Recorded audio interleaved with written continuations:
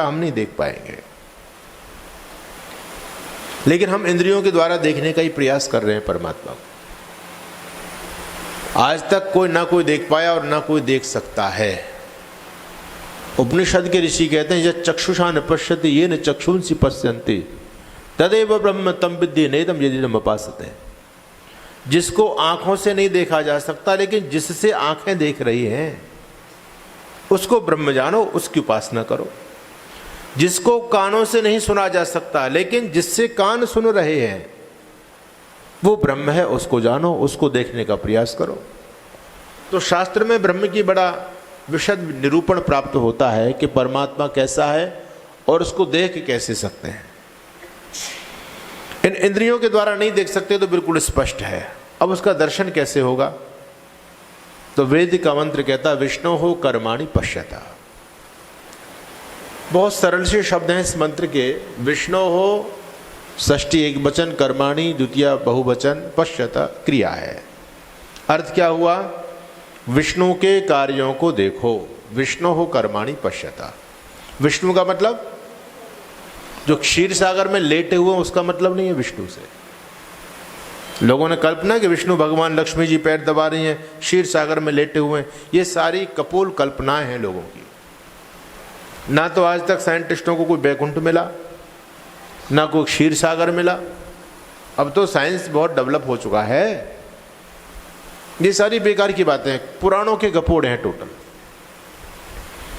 विष्णु परमात्मा का ही एक नाम है। महर्षि दयानंद जी महाराज सत्यार्थ प्रकाश के प्रथम समोल्लास में इस बात का उद्घाटन करते हुए कहते हैं परमात्मा के 3 प्रकार के नाम होते हैं। वो हमारे भी हैं, परमात्मा के भी हैं। एक मुख्य नाम होता है, एक संबंधवाचक नाम होता है, एक गौणिक नाम होता है। जैसे हमारे शास्त्री जी बैठे हुए हैं, इनका मुख्य नाम क्या है? ब्रह्मदत्त शास्त्री। ब्रह्मदत्त नाम है इनका, ये इनका मुख्य नाम हो गया। आप सबका अपना अपना मुख्य नाम है। अब इनके गौणिक नाम, गुण के आधार पर ये शास्त्र पढ़े तो लोग उनको शास्त्री जी बोलते हैं, ठीक है। ये यज्ञादि कर्मकांड कराते हैं तो लोग उनको पुरोहित जी बोलते हैं, लोग उनको पंडित जी बोलते हैं। व्यक्ति एक है लेकिन नाम अनेक हो रहे हैं। अब शास्त्री जी दवा देने लग जाएं तो लोग उनको वैद्य जी भी कहना शुरू कर देंगे। बच्चों को पढ़ाने लग जाएं तो लोग उनको मास्टर साहब कहना शुरू कर देंगे। कोर्ट में जाकर के बहस करें तो लोग उनको वकील साहब कहना शुरू कर देंगे। व्यक्ति एक है लेकिन नाम गुणों के आधार पर एक गौणिक नाम है। एक होता है संबंधवाचक नाम, जैसे कोई इनको पिताजी बोलता है, कोई चाचा जी बोलता है, कोई मामा जी बोलता है, कोई फूफा जी बोलता है, कोई जीजा जी बोलता है। व्यक्ति एक है लेकिन नाम अनेक है। उसी प्रकार से 3 प्रकार के नाम परमात्मा के भी है। एक ईश्वर का मुख्य नाम। मुख्य नाम क्या है? ऋषि दयानंद जी महाराज ने बताया। ये देखो किसी शास्त्र में चर्चा नहीं मिलती है। ऋषि ने बताया ओम ये परमात्मा का मुख्य नाम है। और फिर परमात्मा के गौणिक नाम बहुत सारे। गणेश भी वो है। गणेश अलग से वो मोटे पेट वाला और हाथी की सूंड वाले नहीं है। गणेश परमात्मा का ही एक नाम है और उसको गणेश इसलिए कहते हैं गणा नाम ईशा गणेशा। इस संसार में कितने सारे समूह हैं, नभचर, थलचर, है ना, कितने सारे जलचर, और जलचरों में भी कितनी सारी प्रजातियां हैं। वो सभी समूहों का स्वामी है। गायों का एक समूह, भेड़ों का एक समूह, बकरियों का एक समूह, मानवों का एक समूह, स्त्रियों का एक समूह, पुरुषों का एक समूह। दुनिया में जितने समूह हैं सबका स्वामी होने से परमात्मा का नाम गणेश है। इसी प्रकार से विष्णु वेवेष्टि व्यापनोति चराचरम जगत इति विष्णु। परमात्मा सारे संसार में व्यापक है इसलिए उसको विष्णु कहते हैं। जो चीज सारे संसार में व्यापक हो उसको क्या बोलेंगे? आप व्यापक हो जाओ, आपको लोग विष्णु कहने लग जाएंगे। ये परमात्मा का गौणिक नाम है। शंकर, भगवान शंकर, शम करोति इति शंकर। परमात्मा सबका कल्याण करते हैं इसलिए उनको शंकर कहते हैं। ब्रह्मा वो सबसे बड़े हैं इसलिए उनको ब्रह्मा बोलते हैं। तो ईश्वर एक है, उसी के सारे नाम हैं। लोगों ने भ्रम के चलते जितने ईश्वर के नाम थे उतने अलग भगवान लोगों ने बना दिए अज्ञानता के चलते। तो ये परमात्मा के गौणिक नाम हो गए। अब संबंधवाचक नाम बताओ, परमात्मा का संबंधवाचक नाम क्या है? अरे कोई संबंध है या नहीं परमात्मा से आप लोगों का? हाँ, त्वमेव माता च पिता त्वमेव बंधुश्च सखा त्वमेव, आप प्रतिदिन बोलते हैं प्रभु आप हमारी माँ हो, पिता हो, आचार्य हो, गुरु हो, राजा हो, न्यायाधीश हो। ये परमात्मा के संबंधवाचक नाम हो गए। तो 3 प्रकार के नाम हमारे हैं, उसी प्रकार से परमात्मा के नाम हैं। नाम अनेक हो जाने से व्यक्ति अनेक नहीं हो जाता। जैसे मैं अकेला हूं, मेरे बहुत सारे नाम हैं, उसी प्रकार से परमात्मा एक है, उस प्रभु के भी बहुत सारे नाम हैं। तो यहां पर वेद में विष्णु नाम दिया परमात्मा का, विष्णु हो कर्माणि पश्यता। और समझने वाली बात है, जब देखने की बात आई तो वेद ने विष्णु शब्द दिया। विष्णु, विष्णु को देख ही नहीं सकते क्योंकि व्यापक है। विष्णु का मतलब जो व्यापक है। अब व्यापक चीज को आप देख सकते हो, हवा व्यापक है, आप देख पा रहे हो हवा को? है? कपड़े हिल रहे हैं तो आपको पता चल रहा है कि हवा चल रही है, हवा को नहीं देख पाएंगे। दुनिया में जो भी व्यापक चीज होती है उसको आप देख नहीं पाओगे। इसलिए कहा विष्णु हो कर्माणि पश्यता, उसको तो आप देख नहीं सकते ईश्वर को, क्योंकि वो विष्णु है, वो व्यापक है। तो फिर कैसे बात बने? तो कहते हैं कर्माणि पश्यता, उसकी कार्यों को देखो। उस परमपिता परमात्मा की रचना को देखो और रचना को देख करके उसकी अनुभूति करो। रचना को देख करके उसको देखने का प्रयास करो उस रचना के अंदर। रचना को देख करके उसके प्रति अपनी श्रद्धा पैदा करो। जब तक हम ईश्वर की रचना को नहीं देखेंगे तब तक ईश्वर समझ में नहीं आएगा कि वो है क्या चीज। भाई हमारे ऋषि महर्षियों ने तो एक प्रयास किया है हमको बताने का, वो एकदम प्रॉपर बता नहीं सकते। वेद शास्त्र कहते हैं नेति नेति नेति नेति, ईश्वर कैसा है एकदम परफेक्ट नहीं बता सकते। उन्होंने जितना जाना उतना आपको बता करके चले गए। इसलिए कहते हैं शब्दों के द्वारा वहां तक नहीं पहुंचा जा सकता, शब्द पहुंचाने में मदद करेंगे आपकी। एक स्वरूप बता दिया, भाई वो निराकार है। ऋषियों ने सोचा उसमें आकार हो सकता है क्या? बोले आकार तो नहीं है। तो फिर इन्होंने कि भाई निराकार है। अब निराकार कैसे क्या होता है ये नहीं ऋषि बता पा रहे। यानी ऋषि लोगों ने वहां तक बताने का आपको प्रयास किया, वो जितना समझ पाए उतना बता गए, लेकिन उसकी पूरी माया का पारावार पाना इंसान के दिमाग का काम नहीं है। इसलिए ऋषि हार गए। नेति नेति बोले ब्रह्म क्या है? यही ब्रह्म। बोले नहीं नहीं, ऐसा है लेकिन यही नहीं है, वो तो बहुत बड़ी चीज है। बताने का प्रयास किया ऋषियों ने। तो कर्माणि पश्यतो, उसके कार्यों को देखो। अभी शास्त्री जी बता रहे थे, बहुत अद्भुत बात है। 2 प्रकार की रचना होती है, एक जैविक और एक दैविक। जैविक रचना हम और आप सभी कर रहे हैं। जैविक रचना आपको बहुत लंबे समय तक अट्रैक्टिव नहीं रह सकती, आपको आकर्षित नहीं कर सकती। जैविक रचना अपूर्ण होती है, उसमें परिवर्तनों की आवश्यकता होती है, उसमें सुधार होता रहता है। लेकिन दैविक रचना में कोई भी सुधार अपेक्षित नहीं रहता है, क्योंकि वो परमात्मा की रचना है। अगर परमात्मा भी कमी करने लग जाएगा तो फिर परमात्मा किस बात का? हम कमी करते हैं, इसलिए हमारी रचनाओं में सुधार की अपेक्षा है। आजकल मोबाइल इस रूप में आ रहा है, आज से 25 साल पहले किस रूप में था? एक मोटा सा आता था, मोटोरोला का बड़ा सा है, हाँ, और वो किसी किसी के पास हुआ करता था। उस रचना में कुछ कमी थी, उसको सुधारते सुधारते सुधारते सुधारते यहां तक आ गए हम लोग। आगे नहीं आगे। पहले गाड़ियां होती थी, जीप हमने देखी बचपन में, और जीप से बड़ी कोई गाड़ी नहीं होती थी, वही होती थी। वो 40-50 पर चलती थी, फटफट फटफट फटफट फट करती थी वो, और ऐसा लगता था कितनी तेज भाग रही है। ओडी मर्सिडीज की तरह लगता था उस जमाने में। ओडी मर्सिडीज तो देखी नहीं थी किसी ने। उस समय 40 की स्पीड पर जो गाड़ी भागती थी वो हमको बहुत हाई फाई गाड़ी लगती थी। आज 250 की स्पीड पर गाड़ियां दौड़ रही हैं, आपको पता नहीं चलेगा। एक गाड़ी वो भी थी, और एक गाड़ी सुधार करते करते करते करते करते अब वो जीप में भी सुधार कर दिया कंपनी, अब उसको थार बना करके दे दिया है ना, लोग उसको ले रहे हैं। तो कहाँ थे और कहाँ पर आ गए हम? सुधार करते करते आ गए। हर चीज में सुधार हो रहा है। पहले आपने माइक देखे थे? पहले के माइक कैसे होते थे? गूगल पे फोटो देख लेना। और आज के माइक, इसमें भी सुधार कर दिया, अब कॉलर माइक आ रहा है, अब तो अलग अलग चीज की विज्ञान उन चीजों में संशोधन करता चला जा रहा है। उसमें जो कोई अपूर्णता रह गई है, कमी रह गई है, तो उसको पूरा करता चला जा रहा है। आज से 200 साल पहले के मकान कैसे हुआ करते थे, आज के मकान कैसे? अच्छा हुआ या बुरा हुआ है? बोलो, अच्छा हुआ ना। आज के 200 साल पहले के मोबाइल, आज से 200 साल पहले की गाड़ियां, आज से 200 साल पहले के आपके कपड़े लगते हैं, विकास हुआ नहीं हुआ? अच्छा हुआ नहीं हुआ? आज से 1000 साल पहले के मनुष्य और आज के मनुष्य कैसे होते थे, पहले और आज के? अंतर हुआ कुछ है? क्या अंतर? शक्ल बदल गई, नाक यहाँ की जगह यहाँ गई, उनकी आंख यहाँ की जगह यहाँ गई, क्या कुछ अंतर अपेक्षित लगता है आपको कि अंतर होना चाहिए? भाई मोबाइल में अंतर हो गया, अच्छा किया, है ना। गाड़ियों में अंतर हो गया, अच्छा किया, हर चीज में अंतर हो गया, अच्छा हो गया। अब आपको लगता है कि भाई मनुष्य जो हो ना, ये करोड़ों साल से एक जैसा ही बनता चला आ रहा है, इसमें परिवर्तन होना चाहिए। अपेक्षा लगती है होना चाहिए परिवर्तन। जैविक रचनाओं में परिवर्तन अपेक्षित होता है। आप बहुत बढ़िया कोई गुलदस्ता ले आओ मार्केट से फूलों का, आप उसको 2-4 साल में ऊब जाएंगे, बोला आप इसको हटा दो। लेकिन परमात्मा का ये पेड़ उगा हुआ है, आपकी इच्छा होगी कि नहीं हटाओ, अब अच्छा नहीं लग रहा, हटा दो उसको, लगता है ऐसा?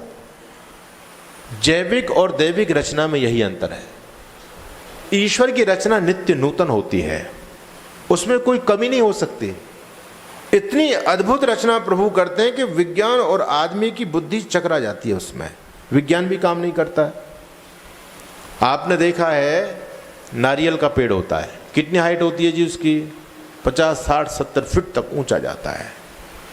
अगर आपने नारियल का पहले कभी पानी नहीं पिया हो और आपको पता ना हो, तो कोई व्यक्ति कल्पना कर सकता है कि इतने ऊपर पानी हो उसमें? वो सोच सकता है क्या? विज्ञान का सिद्धांत है गुरुत्वाकर्षण का। विज्ञान कहता है कि हर चीज नीचे की तरफ आती है, गुरुत्वाकर्षण शक्ति है धरती में, अपनी तरफ खींचती है। अगर नीचे से ऊपर ले जाना हो तो जा सकती है क्या? जाएगी। पानी ऊपर से नीचे गिर रहा है और आप नीचे से ऊपर ले जाते हो तो टंके में भरते हो ना, तो क्या करना पड़ता है आपको? बिजली चाहिए, पाइपलाइन चाहिए, मोटर चाहिए, सारी चीज चाहिए आपको।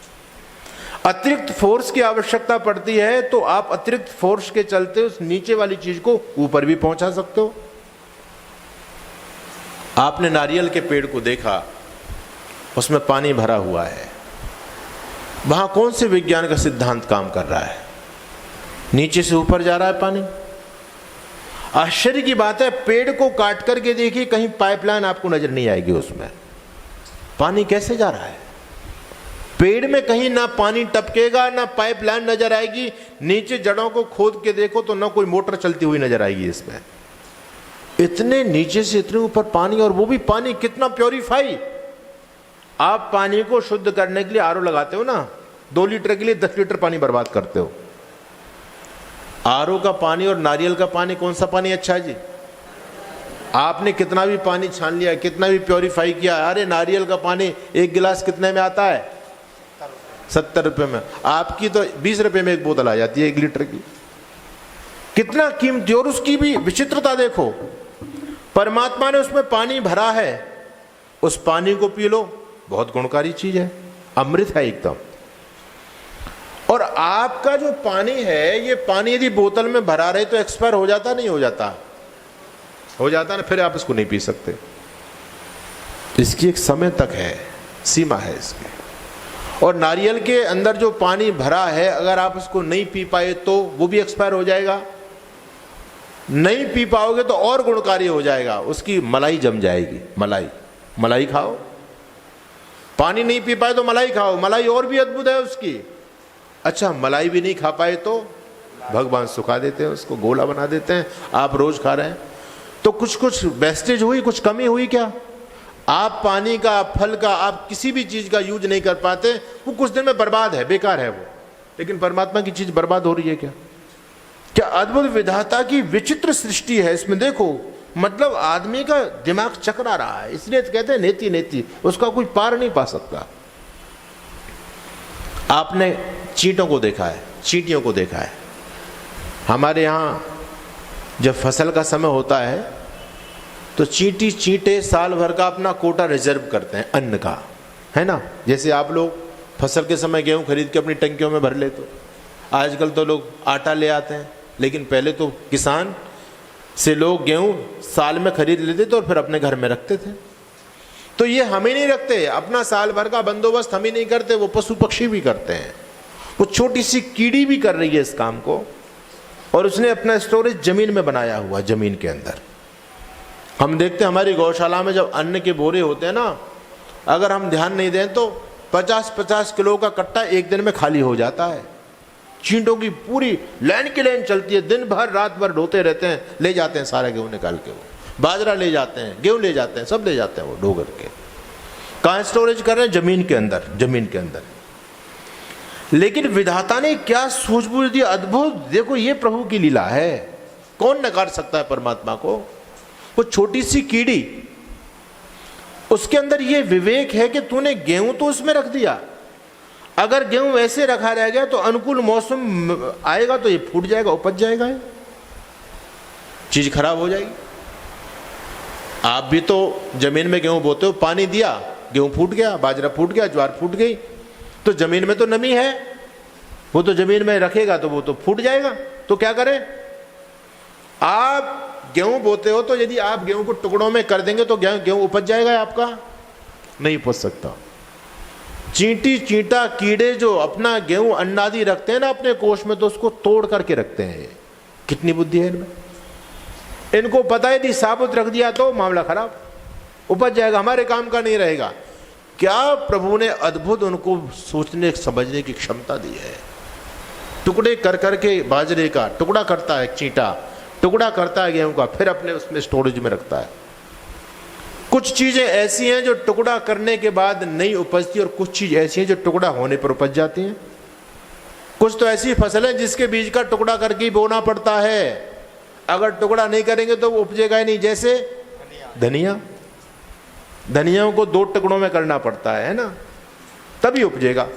अब वो जो धनिया को लेके जाता तो उसके 2 टुकड़े नहीं करता, उसके 4 टुकड़े करता। उसको ये भी अकल है, इसके 2 टुकड़े कर दिए तो उपज जाएगा, मेरे काम का नहीं है। कितनी अद्भुत विचित्र व्यवस्था उस परमपिता परमात्मा की है। फिर भी बहुत से मंदभागी कहते हैं कि परमात्मा नहीं है। और इतना देखो सारी समष्टि में, सारी सृष्टि में क्या अद्भुत ईश्वर ने व्यवस्था की है, क्या अद्भुत व्यवस्था है, उसका कोई पार नहीं पा सकता। इस धरती में गंधवती पृथ्वी कहा, मिट्टी को खोद के देखा, कोई भी गंध नहीं आ रही है। वहीं तरबूज लगा है, वहीं खरबूज लगा है, वहीं आम लगा है ना, वहीं गाजर लगी है, वहीं मूली लगा है, वहीं पालक लगा, वहीं नींबू लगा है। सबको अलग अलग पोषण मिल रहा है। किसी में मिठास आ रही है, किसी में खटास आ रही है, किसी में तीखापन आ रहा है। ये क्या व्यवस्था है ईश्वर की, कोई पता लगा सकता है इसका? शास्त्रकारों ने तो बताने का प्रयास किया, गंधवती पृथ्वी, गंध पृथ्वी से आ रही है, लेकिन अलग अलग अब कौन सी गंध कैसे आएगी ये नहीं पता उनको भी बेचारों। अपनी तरफ से बताया, बहुत कुछ बताया समाधि अवस्था में जाकर के, लेकिन उसको एग्जैक्ट पूरी तरह से बता देना असंभव है। हम उस ईश्वर को खोजते फिर रहे हैं। हमने उस परमात्मा का रूप बना लिया, आकार उसको दे दिया। वेद कहता है कि परमात्मा तीनों शरीरों से पृथक है, स्थूल शरीर, सूक्ष्म शरीर, लिंग शरीर। इसलिए अकायम असनाविरम कहा गया। अव्रणम असनाविरम वेद का मंत्र है। सप्रयागा शुक्रम अकायम अव्रणम असनाविरम शुद्धम अपाप विद्धम। अकाय कह दिया, असनाविरम की क्या आवश्यकता है, अव्रणम की क्या आवश्यकता है। असनाविरम कहते हैं नस नाड़ियों से रहित, अव्रणम कहते हैं घावादि से रहित। तो जब अकाय है तो नस नाड़ी तो उसमें होगी नहीं, फिर भी वेद कहता है असनाविरम अव्रणम अकायम। तो उसके भाष्य में सभी विद्वानों ने, महिधर तक ने, शंकराचार्य आदि तक ने ये लिखा कि उस परमात्मा का कोई स्थूल शरीर नहीं है, सूक्ष्म शरीर नहीं है, ना लिंग शरीर है, कोई उसका शरीर नहीं है। लेकिन हमने उस परमात्मा का शरीर बना दिया और उसको परमात्मा मान करके पूजने शुरू कर दिया। कितनी बड़ी मूर्खता चल रही है धरती पर। तो वेद कहते हैं विष्णु हो कर्माणि पश्यता, उस परमात्मा के कार्यों को देखो। उसको आप नहीं देख पाओगे क्योंकि इन इंद्रियों से देखना का प्रयास कर रहे हैं, इंद्रियां वहां तक नहीं पहुंच पाएंगी आपकी। परांचिखानी व्यतीर्णत स्वयंभू तस्मात् परांग पश्यति नान्तरात्मा। उपनिषद कहता है ये आपकी इंद्रियां बाहर की तरफ भाग रही हैं, सारी बाहर देख रही हैं। बाहर जाओगे तो केवल परमात्मा की रचना देख पाओगे, आप उसको नहीं देख पाओगे। उसको देखने के लिए तो अंदर आपको आना पड़ेगा। कश्चित धीरा, कोई धीर पुरुष इन इंद्रियों के वेग को बाहर से रोक करके अंदर की तरफ मोड़ता है, तब उसको ईश्वर की अनुभूति होती है। बाहर नहीं मिलने वाला है वो। तो वेद ने कहा विष्णु कर्माणि पश्यता, उस परमात्मा के कार्यों को देखो। उसकी लीला का मैं कितना ही वर्णन करता चला जाऊं, आप अपने शरीर को देख लो, इस समस्त सृष्टि को देखो, कितनी अद्भुत व्यवस्था परमात्मा ने की है। ये अपने आप बन गया क्या? अपने आप बन सकता है? ये संसार कितना व्यवस्थित है, अपने आप बन सकता है? इसलिए कहा जन्माद्यस्य यतः, वेदांत का सूत्र है, दूसरा सूत्र है। अथा तो ब्रह्म जिज्ञासा, परमात्मा को जानने की जब जिज्ञासा की तो बताया परमात्मा क्या है? जन्माद्यस्य यतः, जो सबकी उत्पत्ति का मूल है। ये पृथ्वी, सूर्य, चंद्रमा, नक्षत्र, ये गैलेक्सियां, ये अपने आप नहीं बन गई। अपने आप कोई व्यवस्थित बन सकती है क्या? बताओ। कितनी तेजी से ग्रह नक्षत्र घूम रहे हैं। अगर एक सूत का भी अंतर हो जाए तो ब्रह्मांड नष्ट हो जाएगा। जड़ अपने आप क्रिया कैसे कर सकता है? संसार अपने आप कैसे बन सकता है? उसको बनाने वाला जन्माद्यस्य यतः। ये सारी केवल हमको ही जन्म नहीं मिला, बाकी धरती पर जो कुछ भी पैदा हुआ है सब कुछ उसकी व्यवस्थित बुद्धि से पैदा किया गया है। उसने अद्भुत उसकी कारीगरी है। ऋषि दयानंद जी महाराज एक बात और कहते हैं सत्यार्थ प्रकाश के अंदर, कि हम परमात्मा को देखना चाहते हैं तो उसको हम नहीं देख पाएंगे। क्यों नहीं देख पाएंगे? एक दर्शन का सिद्धांत है। दुनिया में दो चीज होती है, गुण और गुणी, नाम और नामी। समझ में आ रही है आपको बात? नाम और नामी। जैसे सच्चिदानंद मेरा नाम है, और जिसका नाम है, नाम किसका है? इस पिंड का, शरीर का ही तो नाम सच्चिदानंद है। सच्चिदानंद मेरा नाम हो गया और इस शरीर क्या हो गया? नाम ही हो गया। संजा, संजी, संजा नाम, संजी जिसका नाम है उसको संजी बोलते हैं। इसी पर गुण और गुणी, गुण और गुणी। गुण जिसमें रहते हैं उसको गुणी बोलते हैं।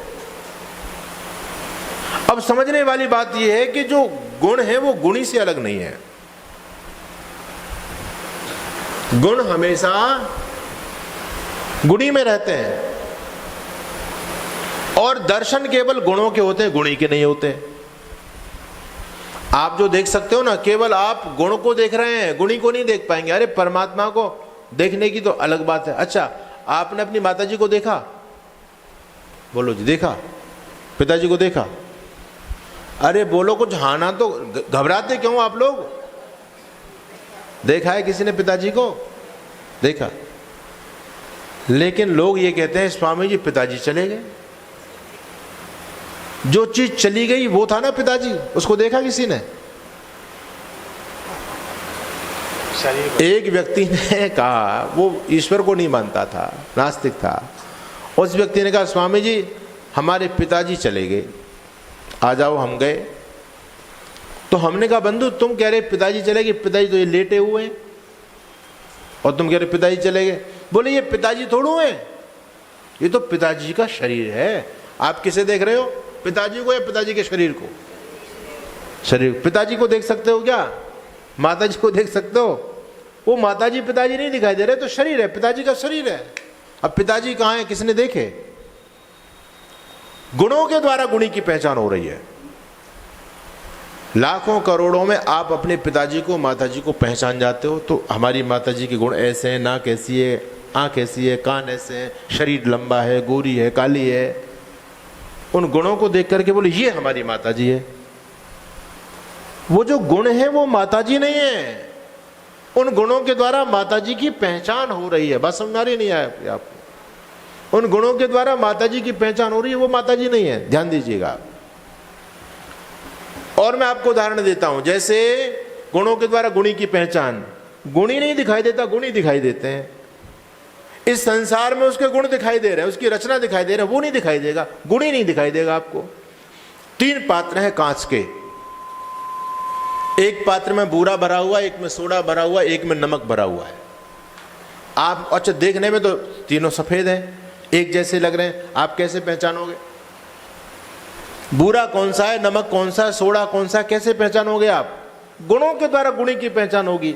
जैसे ही आपने थोड़ा सा लेकर के डाला एक पात्र से और मीठा मीठा लगा, आपने अरे ये तो बूरा है। मीठा गुण किसका है? बूरे का। तो मीठे गुण के द्वारा गुणी बूरा पहचान लिया आपने, बोले ये तो बूरा है। जैसे आपने डाला खारी खारी लगा, तो खारी गुण किसका है? नमक का। तो आपको जैसी खारी लगा तो गुणों के द्वारा गुणी पहचान, बोले ये बूरा नहीं, ये तो नमक है। आपने एकदम श्योर कह दिया ये नमक है। गुणों के द्वारा गुणी की पहचान हो रही है, गुणी नहीं देखा जा रहा है, उसको आप देख ही नहीं सकते। जैसे उदाहरण के लिए मेरे पास ये घड़ी है, ये घड़ी, मैंने इस घड़ी के सारे पार्ट खोल दिए, इधर रख दिए सब, और फिर एक एक चीज मैंने उठाई और मैं इधर रखता चला गया और आपसे पूछा कि ये क्या है? आपने कहा स्वामी जी घड़ी का शीशा है, रख दिया इधर। ये क्या है? आपने कहा स्वामी जी घड़ी की चेन, रख दी। ये क्या है? आपने कहा स्वामी जी घड़ी की चाबी, इधर रख दी। ये क्या है? घड़ी की मोटर है, इधर रख दी। एक एक करके सारे पार्ट मैंने यहाँ रख दिए। आप बताते चले घड़ी की चेन है, घड़ी की चाबी है, घड़ी का शीशा है, घड़ी की चेन, सब कुछ घड़ी का आपने बताया। मैंने कहा घड़ी कहाँ है? भाई घड़ी, आपने तो ये नहीं कहा कि ये घड़ी है, आपने कहा घड़ी की चेन, घड़ी का शीशा, घड़ी की चाबी। अब वो घड़ी कहाँ है? यहाँ तो कुछ बचा ही नहीं, और फिर घड़ी कहाँ गई? बता सकता? घड़ी को कोई बता सकता है क्या? ये क्या है? ये मेरा हाथ है, ये मेरा सिर है, ये मेरी नाक है, ये मेरी आंख है, ये मेरा माथा है, ये मेरे कान है, ये मेरी गर्दन है, ये मेरी जो है भुजाएं हैं, ये मेरा वक्ष है, ये मेरा पेट है, ये मेरा हाथ, सब कुछ। और मैं कहाँ हूं? मैं कहाँ हूं? जो मैं हूं उसको कोई देख सकता है क्या? यही बात ऋषि बताना चाह रहे हैं, दर्शनकार यही कहते हैं, ऋषि दयानंद भी इसकी चर्चा करते हैं कि गुणों के द्वारा गुणी की पहचान होती है। अब इस परमात्मा को देखना चाहते हो, देखो गुणों में गुणी बसा हुआ है। मनसा परिक्रमा के मंत्रों का पाठ करते हैं ना, 6 दिशाओं में मन को दौड़ाया, वो परमात्मा नजर नहीं आया। उसके बाद उपस्थान मंत्र आता है, उसका पद्यानुवाद लिखा किसी कवि ने, होकर निराश जब मैं घर लौट आ रहा था, सृष्टि का जर्रा जर्रा तब गान गा रहा था। दर्शन प्रभु के करके, सृष्टि में उसकी रचना में, दर्शन प्रभु के करके जब मन मेरा न माना, भर कर खुशी में उसने गाया यही तराना। जीवन में ज्योति प्राणों में प्रेरणा तुम ही हो, मन में मनन वदन में नव चेतना तुम ही हो। जयशंकर प्रसाद का नाम आपने सभी ने सुना, बहुत बड़े कवि हुए, साहित्यकार हुए। उन्होंने एक पुस्तक लिखी कामायनी। जब उन्होंने ईश्वर के प्रति थोड़ा सा अविश्वास मन में पैदा हुआ तो वो समुद्र के तट पर खड़े हुए थे, और जब उन्होंने वो लहरों को देखा, एक इधर जा रही है, उधर आ रही है, क्या वो हो रहा है, कभी एकदम स्थिर हो गया। तो जयशंकर प्रसाद ने लिखा, हे विराट, हे विश्वदेव, तुम हो कुछ ऐसा होता भान हो। समझ में आ रहा है? हे विराट, हे विश्वदेव, तुम हो कुछ ऐसा